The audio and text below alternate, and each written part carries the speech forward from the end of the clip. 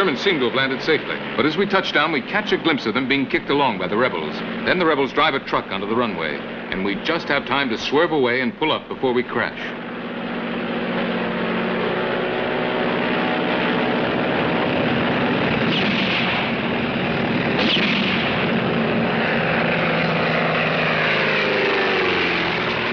The Germans' plane has been set on fire, but at least we know there's no one inside. They've all been taken prisoner. There's nothing we can do now. To land would be pointless. One more look, and we swing back to Dar es Salaam.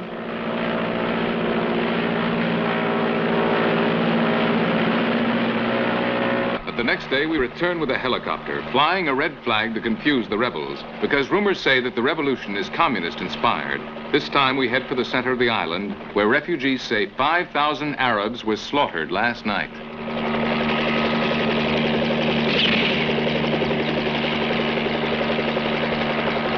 On Sunday, 24 revolutionaries captured 850 guns and handed them out in the African slums. No one knew how to use them, but that didn't matter. It was open season on Arabs. Excited by propaganda which stirred up their ancient hatred for Arabs, the Africans turned their revolution into an uncontrolled, genocidal extermination.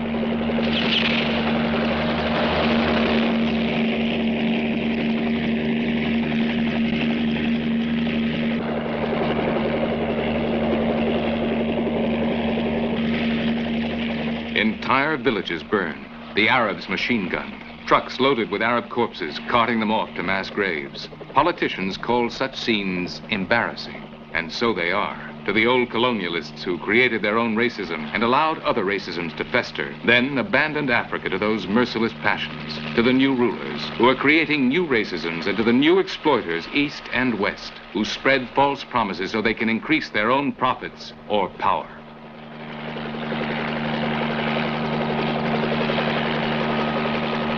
The Arab leaders have escaped to the mainland with the Sultan. These are Zanzibar's poor Arabs, thousands and thousands, petty shopkeepers and small landowners. Now, as always, the poor and the innocent will pay for the sins of their ancestors, who 150 years ago turned Zanzibar into the cruelest slave market the world ever saw, and for the crimes of their leaders, who try to continue in modern times that ancient oppression.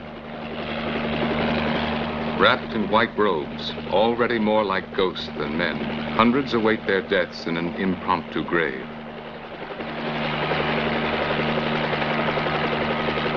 Ancient Muslim cemeteries turned into modern extermination camps, women and children trembling under the muzzles of the rebels' guns.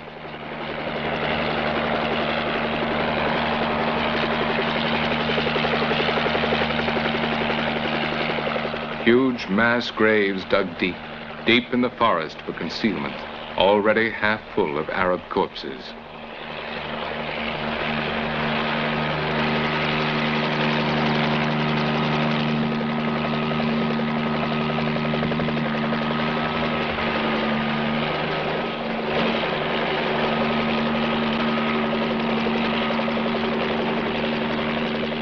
Again, the Muslim cemetery. But today, there's been no time to finish the business of burial.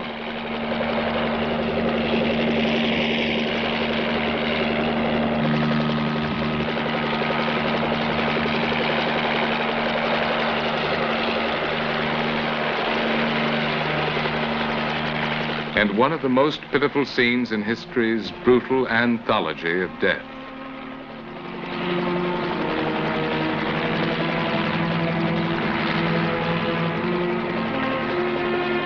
Thousands of Arabs fleeing into the sea. A desperate race to an impossible salvation.